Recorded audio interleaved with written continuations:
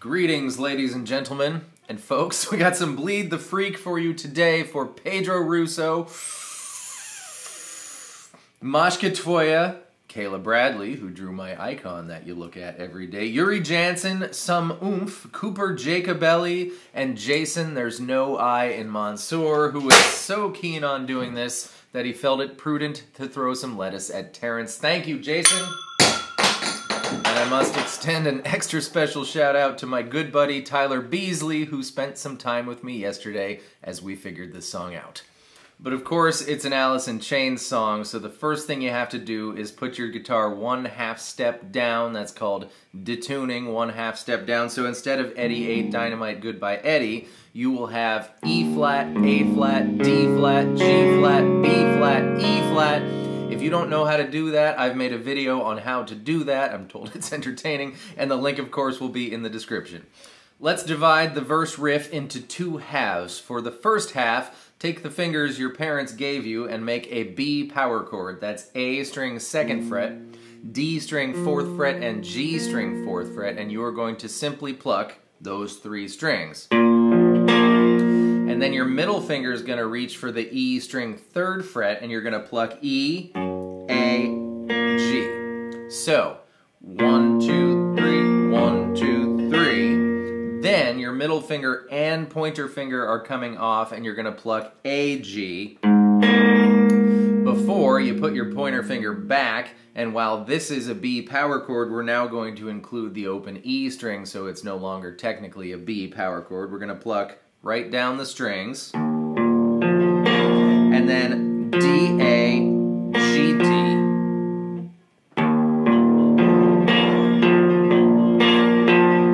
And the whole thing.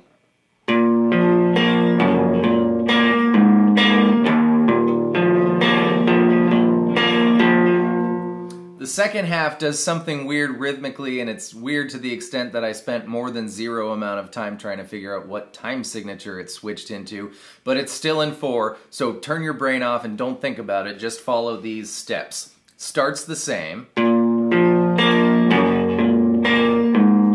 but from that one, the open A to the G string one, you're going to pluck the open A string once more, the E string 3rd fret, and the E string open. It's just like a little wrench thrown in there. And you're going to hang on that open E for a whole beat before you go back to your B power chord and pluck A, G, D, A.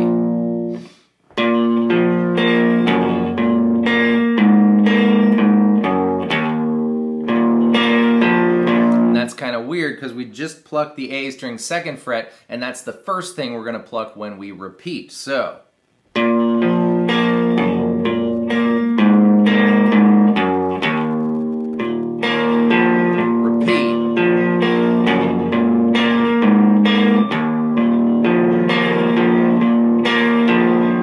I have a neat little thing to suggest. This doesn't happen in the song, but you might enjoy it. I'm going to play the song this way.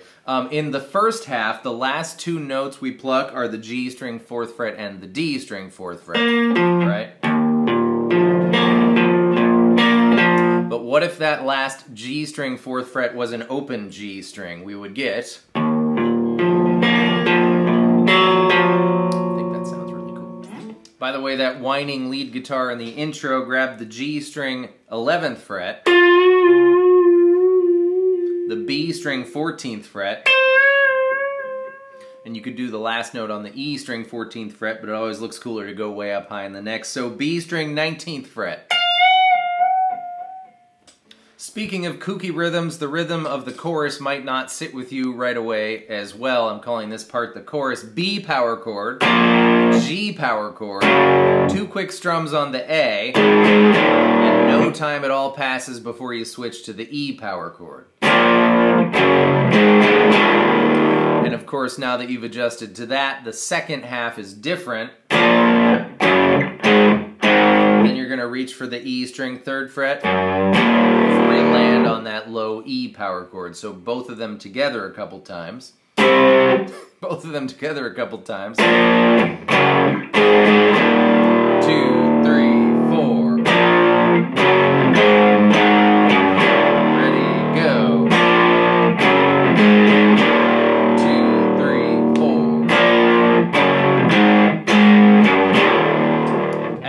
to that section, there is a trill. A trill is playing two notes over and over and over and over again as fast as you possibly can, and I would be remiss if I didn't mention right here that the aforementioned Tyler Beasley is much better at this than I am.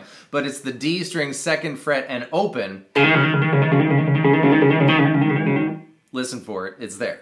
Now we're to the creepy part. Grab a power chord. I'm going to do 2 fingers, that's what my gut says. You can do 3 if you want. On the A string 1st fret, and you're going to go 1, 2, 1, 2, and then to the E string 1, 2, 1, and hang on that 1.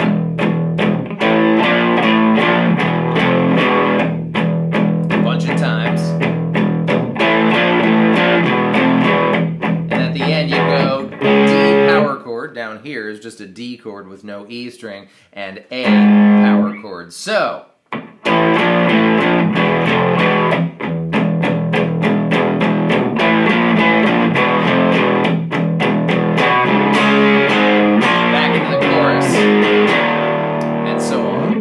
rhythm section for the solo is exactly the same as what I was calling the chorus, but 2 frets higher. So we're going to go C sharp on the 4th fret, A on the 5th fret of the E string, 2 Bs, or not 2 to F sharp. And then we're going to start the same, of course, C sharp, A, B, B, but rather than reach for the E string 5th fret awkwardly with our pinky, let's just play an A power chord. So, C sharp, A, B, B, F, C sharp, A, B, B, A down here now, F sharp. So you can play either A anywhere you want. And that's it for the rhythm guitars. Let's move on to the solo.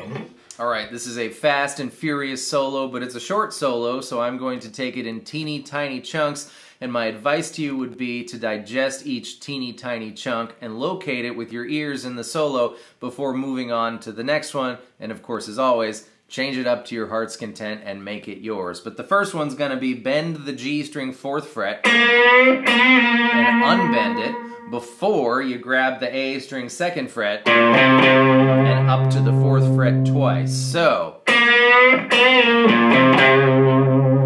then we want the A string 2 to 4, and now you got to switch your hand position around real quick because we're going to do a grace note on the D string 4th fret. That's a note that barely happens. We're going to hammer it on to the 6th fret, and then we're going to go 4, 6, 6, 6, kind of chunky with a little palm mute.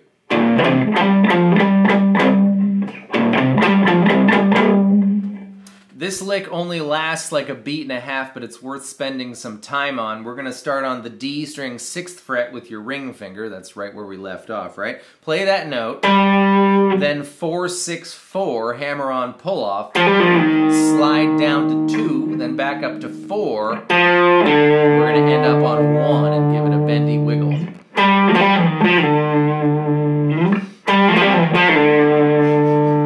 The next chunk is impossibly fast. Here it is impossibly slow. A string, 2 hammer on to 4.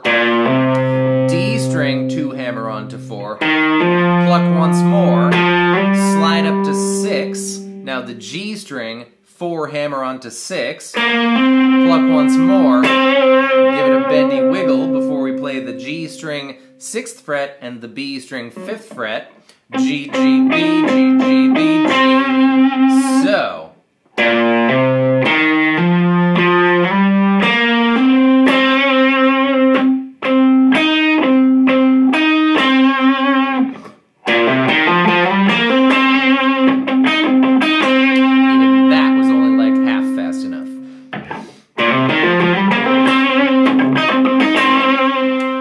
Just gone. I'm going to reach back for that B string 5th fret, but with my pointer finger this time, and slide from 5 to 9, up to 12, and then we're going to do a trill on 12 and 9, before we bend that 12th fret frantically, back down to 9, slide down to 7, hammer on 9, pull off 7. So, really nice and slow.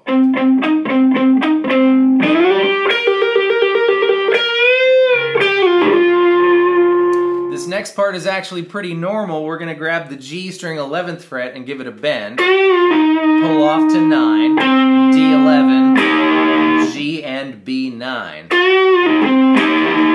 But the tricky thing about it is we left off on B7, so that's quite a reach, but it's doable and it seems awfully Jerry to me, so I'm sticking with this.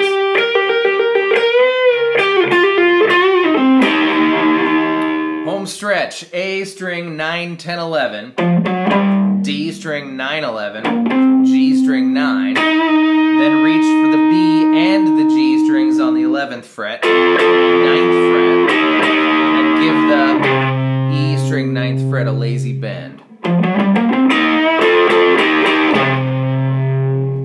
And that represents my best run at Alice in Chains Bleed the Freak. Thank you so much again, Jason Mansour. Yet another shout out for Tyler Beasley, because 3's a charm, and thank you all so much for being here. I hope that was fun and helpful, and I will see you next time with more stuff. Goodbye.